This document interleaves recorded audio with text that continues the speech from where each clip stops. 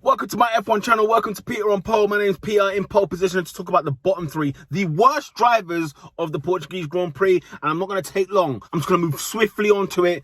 I would mention Alex Albon, but at this point, what's the point? I can't be bothered to talk about that guy. The guy is useless. The guy is not good. He should be out of that Red Bull. He was lapped by Max Verstappen. That tells you all. The best part about his race was, guess what? What his mechanics done. 1.8 seconds in the pit stop. That was phenomenal, but he's not worthy of even being in the bottom three on the podium of the worst drivers of the Portuguese Grand Prix because I'm fed up with him. I'm done. Third place though, Lando Norris. I'm sorry I had to do this, but I have to put you in there. I get it. You got hit by Lance Stroll, and that kind of ended your race, to be fair. You couldn't really push the tyres, the strategy, it weren't really there. The pace wasn't there, but I was disappointed, man. I mean, you weren't even in the top 10, and I expect more from Lando Norris. I do, and I know I can hear the hate already. It's going to come at me. Listen, I'm a McLaren guy. I like Lando Norris, but I have to call it out. I got to be fair, straight down the middle. I can't be biased.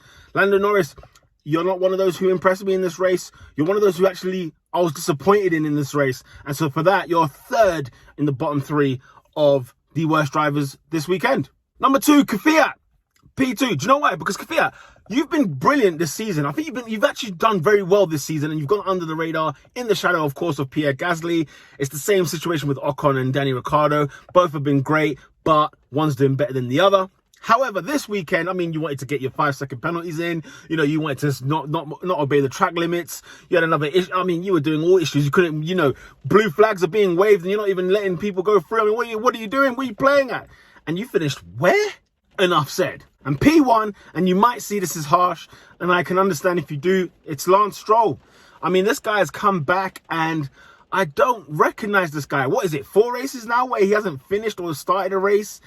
I don't know what's going on. Something's not quite right. And again, look, you know, the collision with Lando Norris, the collision with Lando Norris, and then also track limits as well. And I mean, you was not obeying for love nor money. Hey, it was just unreal, unbelievable. But Lance Stroll, man, I have to throw you in there, bro. I can't.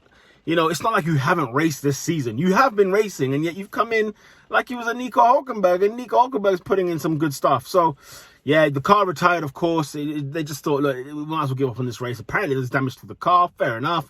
But it was a horrible day at the office for Lance Stroll. Those are my bottom three from the Portuguese Grand Prix. Let me know if you agree or disagree. Let me know. Who should have been in the bottom three? Who do you think has gone under the radar? Who do you think I've missed out? Like, who's glaringly obvious that I should have put in there? Please let me know. It was a tough decision to make, to be fair. It wasn't the easiest. Not everyone was awful. Not everyone was bored. And I you know, it wasn't like, you know, not everyone was poor. So fair play to the drivers that were there.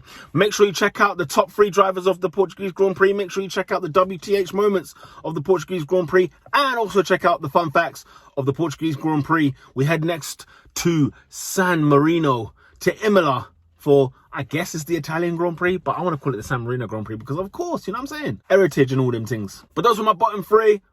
With that said, ladies and gentlemen, lights out.